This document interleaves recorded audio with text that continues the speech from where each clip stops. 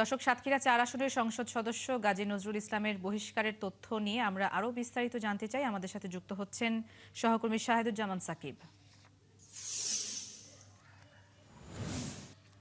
সাকিব, নানা ঘটনার পর এমন সিদ্ধান্ত আসলো, তো এই বিষয়ে জামাত ইসলামীর বৈঠক সহ সব মিলিয়ে আপনার কাছে আরও যা তথ্য আছে আমাদেরকে জানাবেন।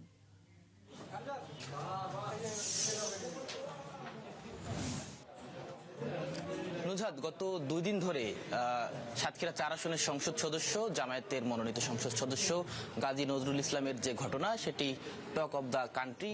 সামাজিক যোগাযোগ মাধ্যমে শুধু নয়, রাজনৈতিক অঙ্গনেও এটি নিয়ে নানা সমালোচনা চলছিল। এর মধ্যেই ইসলামী জরুরি নির্বাহী পরিষদ বৈঠক ডাকে। তবে এই বৈঠকের আগেও কিন্তু জামাত প্রাথমিকভাবে 2 সদস্য বিশিষ্ট একটি তদন্ত কমিটি করেছিল।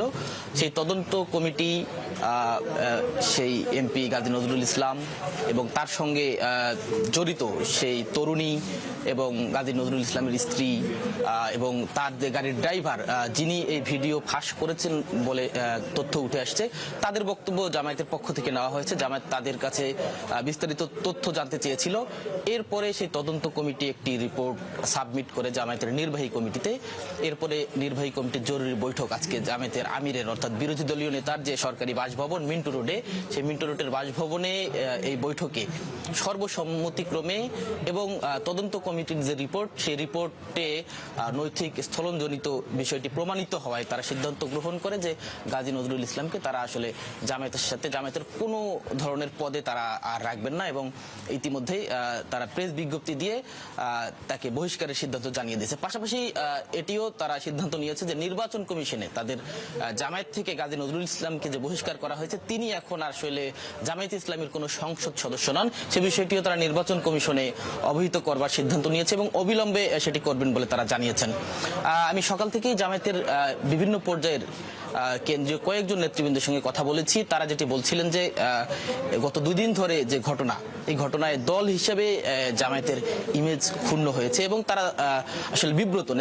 নেতারা যারা আছেন তারা নিজেরাও এটি নিয়ে আসলে গণমাধ্যমে কথা বলতেও বিব্রত বোধ করছিলেন এবং খুব দ্রুত যেন এটির একটি সুরাহা হয় এবং এ বিষয়ে সিদ্ধান্ত নেওয়া হয়, সেই চাপ কিন্তু নেতাকর্মীদের মধ্য থেকেও একটা ছিল। সামাজিক যোগাযোগ মাধ্যম থেকে শুরু করে আমরা যতটুকু জেনেছি, ছাত্র শিবির, ছাত্রী সংস্থা সহ বিভিন্ন পর্যায়ের নেতাকর্মীরা জামায়াতের কেন্দ্রীয় নেতৃবৃন্দকে চাপ দিতে থাকেন যেন দ্রুত এই বিষয়টির একটি সুরাহা করা হয়।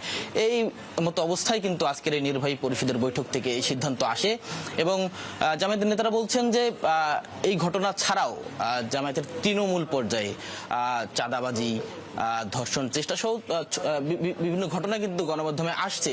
এসব ঘটনা যেন সামনে আর না হয় কিংবা এসব ঘটনা যেন দলকে আর বিব্রত করতে না পারে, সেজন্য আসলে কঠোর সিদ্ধান্ত, কঠোর অবস্থানে যাওয়ার নীতিগত সিদ্ধান্ত কিন্তু তারা ইতিমধ্যে নিয়েছেন এবং জামায়াতের কেন্দ্রীয় নির্বাহী পরিষদ থেকে এই বার্তাটি তৃণমূল পর্যায়ের সকল নেতাকর্মীর মাঝে পাঠানোর জন্য কিন্তু সিদ্ধান্ত নেওয়া হয়েছে।